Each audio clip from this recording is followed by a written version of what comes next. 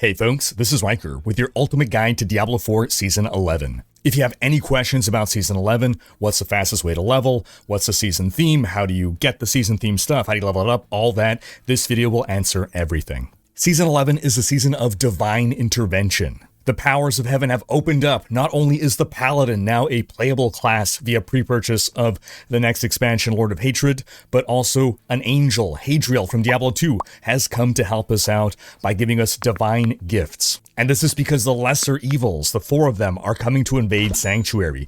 Duriel, Azmodan, back as a world boss now, Belial, and Andariel. So we have new toys to help fight these guys off. And your first question likely is, what class should I play? I've got a class tier list video going over the pros and cons of the various classes that you can pick. I'll also have in the near future a top 10 builds video to pick a specific build to run. But we also got the surprise drop of the Paladin, who is looking to be possibly the strongest class right now.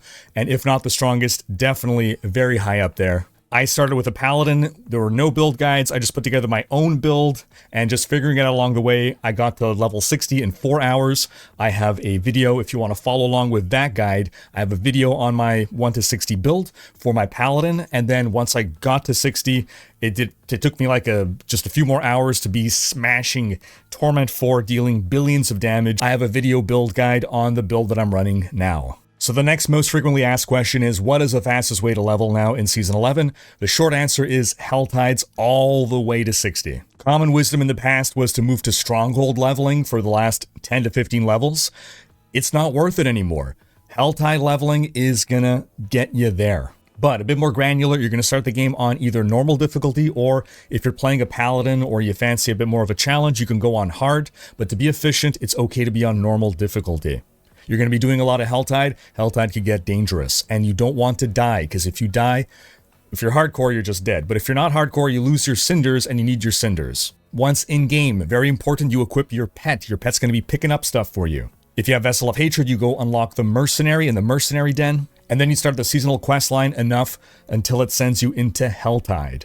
Once in Helltide, you're going to focus on summoning the Blood Maiden, who is now Duriel. Duriel has invaded Helltide. He is replacing the Blood Maiden just for this season, and he's going to be summoning maggots with him all over the place. Now, on your first Duriel kill, you're going to get your first divine gift. We'll talk more about our divine gifts in a bit here, but eventually you're going to get the Essence of Squalor divine gift, and you're going to slot this into your interface here, because the reward is maggots in Helltide occasionally drop XP globes. This is what makes Helltide so worth it. Now, another reason you want to start on normal difficulty is because this season, they have reworked how your starting skill points work. You are no longer starting with all those skill points that you got via Renown. So you have to start with 1 skill point, not 10 or 15. You're going to earn back all those skill points via season rank, which we'll talk about in a bit, but suffice to say you're starting off a little bit weaker and you are going to ramp up in power instead. When you feel like you're one-shotting most monsters, you can think about increasing the difficulty. And in general, the higher in level you go, the better items you get, the better synergies you get with your skills and your gear. Generally then, the greater challenges, the greater difficulty you can tackle. So it's that simple, really. Again, Helltide all the way to 60, and while you're doing that, you always want to have an elixir running. You can craft elixirs at the Alchemist in any town right here, and you start off with your basic elixirs that are worth 5% XP. It doesn't matter which one, you're just doing it for the XP. Eventually, you'll start getting some advanced elixirs that give you 8% more XP. Now, this ties into season rank. So you press U on your keyboard and you can see season rank has replaced your season journey. Season rank is very important and has a lot of power tied behind it, including skill points at lower level and eventually Paragon points as well. So you want to be going out of your way to get these skill points as they represent a considerable amount of power. And in order to progress to the next step, the next rank, you have to complete this over on the right. So your first objective is to complete a capstone dungeon. This has a fixed difficulty. Every capstone dungeon, it's independent of your game setting difficulty and your level. So it's always going to be equivalent to level 30 monsters on hard difficulty. The next capstone will be level 50 monsters, penitent difficulty. So in general, if you feel that you can handle hard monsters at level 30, then you can go in and do that capstone. Similarly, if you think you can handle penitent level 50 monsters, you can handle that capstone. If you are level 50 and struggling on hard difficulty, you cannot handle this. The capstones are challenging, they have intricate mechanics, and the bosses can be tricky at the end. That said, with a solid build, in general, either that or really good gear, maybe a very lucky drop, you can handle the capstones at an earlier level. And if you complete the capstone, you get all of this over here. So again, more skill points, smoldering ashes, and allows you to progress deeper and get more rewards. So if you can take on those capstones earlier, you can jump ahead in power. That said, if you can't handle it, there's no shame in that. Come back when you're over-leveled and get it done. Now this leads into the question of what to do with these smoldering ashes. So from your Season's Blessing menu down here, start off with pumping Urn of Divine Favor. This increases Divine Favor earned from all sources. This is boosting your season mechanic, the Divine Gifts. After that, you can mix and match, move these around depending on what activity you're doing. When you're going for a world boss, juice up the Urn of Calamity. If you're about to do a Whisper turn-in, juice the Urn of Ancestral Whispers. Otherwise, if you just want gear in general, Urn of Reckoning is solid. Eventually, if you feel yourself running low on Heavenly Sigils, more on what those are in a bit, then you can put Urn of Sanctification. But really, Urn of Divine Favor, first priority. So let's talk more about those Divine Gifts. You're going to have this interface over here, and at the start, you're going to have the outer ring unlocked, and the inner ring is locked. There are 4 quadrants here. Each corresponds to one of the lesser evils. Duriel, he has taken over Helltide. In order to get your Duriel gifts and level them up, you're going to fight Duriel in Helltide. And it's worth noting that it's not good enough to defeat him. You want to be summoning him yourself or contributing to the summoning by putting one of those hearts at the summoning altar in order to maximize your rewards here. Then Andariel has taken over the Undercity. So you're going to do Undercity runs in order to encounter Andariel and acquire and level up your Andariel gifts.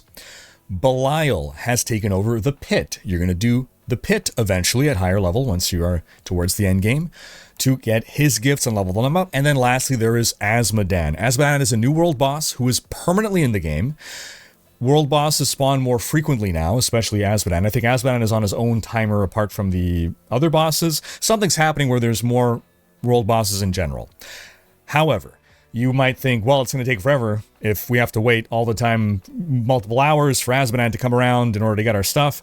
Fret not, because you can also summon Azmodan right here in Zarbin Zed. Take this waypoint and then go southeast over here. You're going to reach a summoning altar where you can summon him as many times as you want, and that's how you're going to farm up that aspect. Now again, the outer ring begins unlocked, but the inner ring is locked.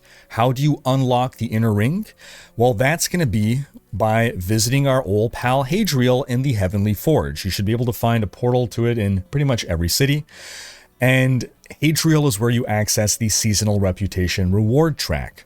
So you can always just go to him, click Divine Favor, and on the reputation track here, you can see as you are going along, this is where you are unlocking, right here at rank 4, Duriel's Purified Divine Gift slot, and Dariel's Purified Divine Gift slot, Azmodan, and eventually Belial is the last one. How do you advance your divine rank? Well, we just said it. You are using your Urn of Divine Favor to juice things, and then you are doing those activities that I listed. Each of those activities, you're going to be fighting the minions of the given boss, the given lesser evil, and that's going to be giving you the progression. So each lesser evil has 2 divine gifts. They're down here. They'll fill up as you find them, and 2 slots. So each divine gift has a reward, a purified power, and a corrupted power. So you will be able to eventually equip all 8 of these. So you're going to get all 8 of these rewards if you so choose. You don't have to equip if you don't want to, and we'll explain why you might not want to, but in practice you will want to. So you're going to get all the rewards, but then depending on whether you equip a divine gift into a purified slot or a corrupted slot, it's going to activate either the purified power or the corrupted power. So you can see over here, for instance, I have the Essence of Sin divine gift in the Azmodan purified slot. So the reward is I'm gaining 20% increased armor, and my reward is doubled. And the reward is survive world boss encounters to earn activity keys. If I were to put this in the corrupted slot, then instead I would be vulnerable while fighting world bosses. And you might say, well, why would you want to do that? You wouldn't, but I would want it just to get the rewards. So here in the corrupted slot, for instance, I have meteors rain down upon you while fighting world bosses. That's bad, but survive world boss encounters to earn initiate lair keys. I want that reward, so I'm suffering the drawback. Which rewards go best into which slots? There is some debate depending on your build, but in general over here for Andariel, putting this, getting the 30% move speed is really good. If you are pushing pits, or if you're really suffering in terms of toughness, you could always go instead with the 20% increased resistance, but it's just really nice to zoom around with 30% more move speed. For Belial, I like to go with Fortify for 1% of your max life a second. Fortify has been reworked this season. It is no longer damage reduction, it is now healing.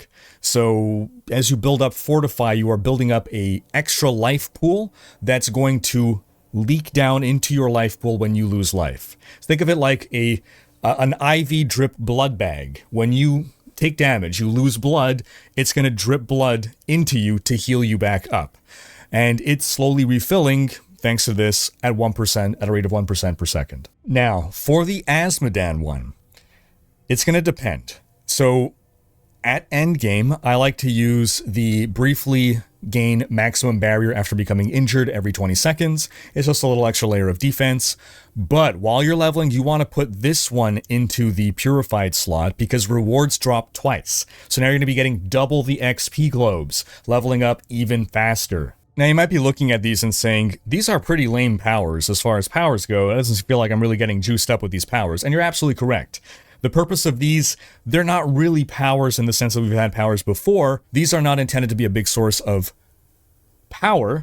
They're meant to be a customization to our rewards, because the power is coming in the form of Sanctification, which we'll get to in a little bit. But first, we'll quickly note here that you're going to start collecting a bunch of disgusting body parts, corrupted essences over here, and you're going to wonder, what am I supposed to do with these?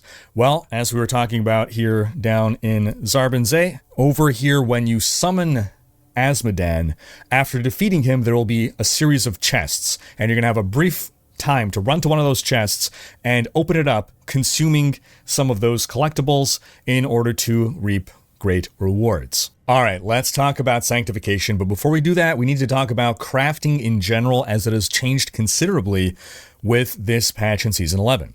So first off, tempering. Tempering is quite different now, because tempering now gives you the ability to select exactly what you want. You pick the temper exactly. No randomly selecting one from of 4 different possibilities. You select the temper you want, and it just rolls on a range. Now, the trade-off is we can only have 1 temper per item now, as opposed to 2. So you pick exactly the temper you want, but you only can get 1. That said, while you can only get 1 temper, when you do temper the affix onto an item, it could crit now. In other words, it can get a higher result than is even possible within this range. So don't just be happy with your first result. Try a couple of times and see if you can get that crit. But don't get too greedy, because let's say you have a result that's maxed or near max and you only have a few reroll attempts left, maybe hold off. You still can get scrolls of retempering in order to reset 1 temper attempt, but I think that's the issue now. You can only get back 1 temper attempt per scroll of restoration, so it's going to chew those up more. Now, separately, masterworking is also different now. Masterworking is now working on a quality system, so every item can have 25% quality to it, up to 25%. And whenever you hit masterwork on an item, it increases the quality progressively until you reach 25% quality. 25% quality, again, is the max, and at 25%, that means that all of your affixes on an item are 25% higher. Very simple and straightforward, and a nice power boost to help you get over walls and progress your character when you feel stuck and you can't find gear. The final step of masterworking is a capstone bonus that's going to land a crit onto randomly one of your affixes.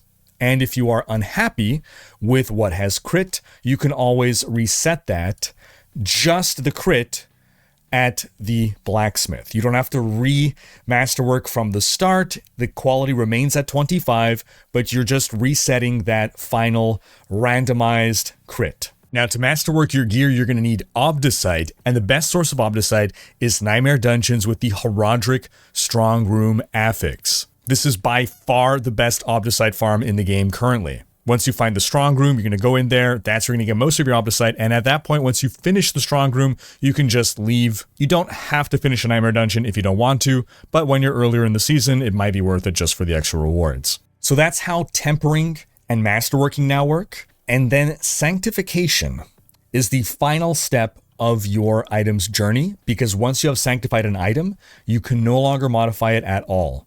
So be sure that you have tempered. Be sure that you have masterworked. Be sure that you have added sockets. I've gotten screwed by that more than once. And be sure that you have also enchanted if there's certain stats you want to reroll, or imprinted aspects as necessary. Double check everything, because once you sanctify, it is done. The one thing you can change is you can remove and add socketable items. So you cannot add sockets, but you can take the things out of the sockets and put in new things. But Sanctification, you're going to come here to the Heaven's Forge, you're going to select an item, you're going to put it in here, and you're going to hit Sanctify. And you're going to do that based on a certain resource that you're going to be collecting in relative abundance via the season rank. But eventually, things are going to dry up a little bit, and you're going to have to get them more as random world drops. Sanctification has a wide range of outcomes, and the vast majority of them are positive. On PTR, there was a lot of negative outcome potential, or a lot of neutral outcome potential. They have juiced Sanctification. It is almost universally good now. The worst thing that can happen with Sanctification is that it will sometimes replace an existing affix on your item with a different affix. So if you liked all your affixes, it might get replaced with an affix that you don't like. However, that cannot happen on mythic items. It is impossible on mythic items to re-roll an affix. The devs listened, they heard that we don't want to ruin our mythics. And I believe the same holds true as well for uniques that have at least one greater affix on them. So you don't have to worry about sanctifying uniques of 1G or higher, or mythics. They will never get worse. But apart from that, there's a lot of possible Sanctification outcomes, including adding extra quality onto an item.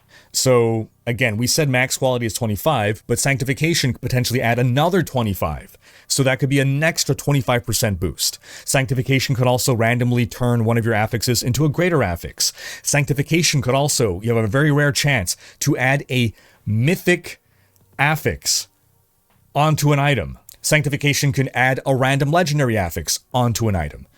There's a lot of different possibilities, and the vast majority of them are good. It could also add just an extra regular affix. To quickly go over the sanctified affixes I got here. I got, on my Shaco, I got item quality.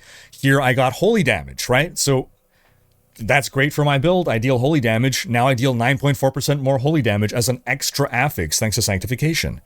Here I got item quality. Item quality is pretty, happens pretty often here. Here I got percent total resistance. Nice defense boost. I'm guessing on this one I must have turned something into a GA. Here I re-rolled an affix into attack speed. Here I gained all stat. Here I gained item quality. Item quality, as you can see, item quality is quite common. And here I actually got on my Herald of Zakarum, I got +4 to basic skills. Useless to me, but it didn't make my item any worse. The last thing to mention about Sanctification is that while you're working your way to level 60, you get a different form of Sanctification that does not cost a resource. You'll randomly sometimes see the Heavenly Portal appear near you. This is your chance to use a free Sanctification. Go through the portal, sanctify an item. It is use it or lose it. You cannot stack these up. You cannot save them. You cannot use them at higher level. So folks, that wraps up everything about Season 11. If there's a question that you still have lingering, drop it in the comments. I'll try to get to it and answer it. Otherwise, folks, we're a community here. If you see a question that you know the answer to, jump in and answer it. I see that all the time, and I appreciate you folks for doing that. And before I sign off here, folks, just a quick reminder that if you want to get your name on the Rhykkers Raiders 2025 t-shirt, we have the 2024 t-shirt in the shop. But if you want to get your name on the 2025 design, you have until the end of December. Even a $1 pledge on patreon.com/Rhykker will get your name on the shirt. Thanks for watching. Special thanks to my Patreon supporters for making these videos possible. If you enjoyed this video, give it a thumbs up and subscribe to join Rhykkers Raiders for more Diablo content.